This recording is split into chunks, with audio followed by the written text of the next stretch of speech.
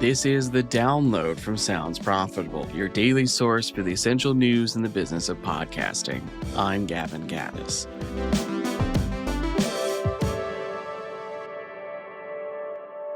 Here's what you need to know for today, Tuesday, August 5th. For the top story, only 1/3 of Brits consume information via news brands. The new Media Nations report from Ofcom finds only 34% of the UK public consume news either via print or online news brands. Podcasting performs well as a method for distributing news, allowing legacy news companies to generate more ad revenue and reach newer audiences. Touchpoints data shows for all adults aged 15 plus in the UK, just 3% are consuming podcasts made by newspapers or magazines. A noteworthy bit of data in the Touchpoints findings is in the 55-plus demographic, where 31% of respondents consume podcasts produced by radio stations, which works out to 14% higher than the overall average population, which makes the case for radio stations producing catch-up radio podcasts of their daily shows, as the 55-plus demographic is, historically in podcasting, largely underserved.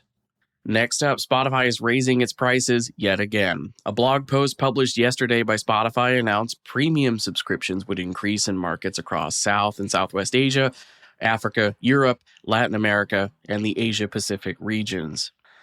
An example email shows starting in September, billing in regions listed before, using the euro at least, will go from $10.99 a month to $11.99 a month.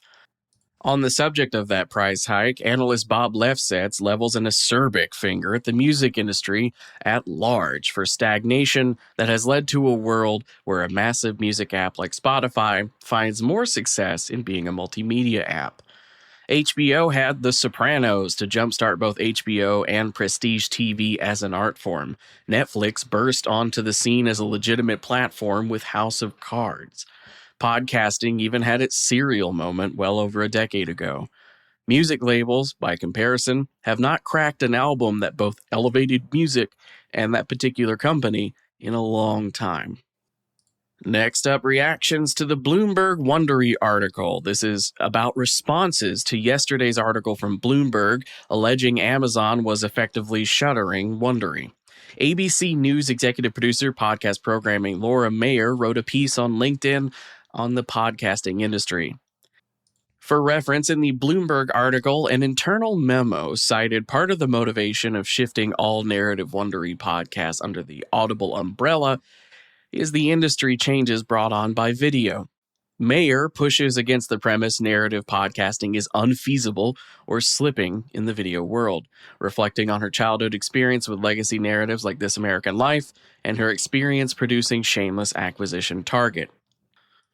TechCrunch has an article saying Amazon denies Bloomberg's reporting that Wondery is being shut down. Instead, the statement from Amazon clarifies that Wondery's narrative, fiction in this case, podcasts are being merged into Audible's branding, while personality-driven chat podcasts remain under the Wondery brand. TechCrunch's reporting of the Amazon statement does not address Bloomberg's source that claimed 110 Wondery jobs will be eliminated as part of this restructuring process. And for our final top story, Xiaomi unveils new AI voice model to boost auto home tech.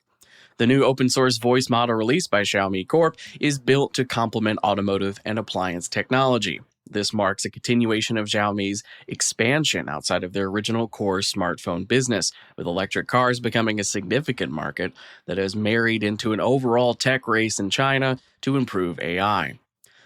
On that note of being able to talk to an actual good AI assistant while driving, agnostic of which company or car model pulls it off, effortless voice control of apps while driving could be a boon for in-car podcast listening, as it would empower changing of content on the fly.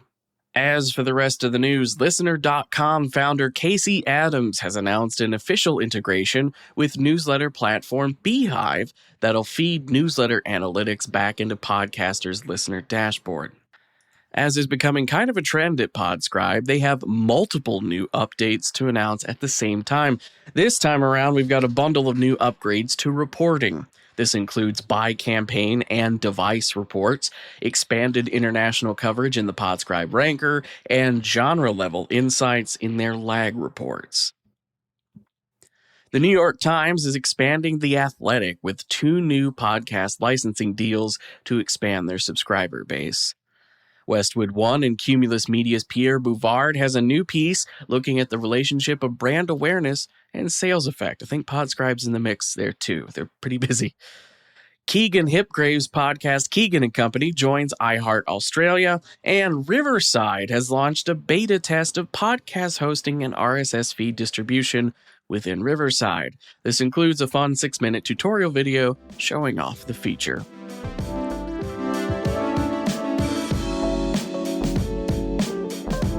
Be sure to check out the links to every article mentioned right in your podcast listening app or at soundsprofitable.com, where you could also pick up a subscription to the newsletter version while you're there. The download is written and produced by myself, Tom Webster, and Brian Barletta. For Sounds Profitable, I'm Gavin Gaddis. Download us again tomorrow.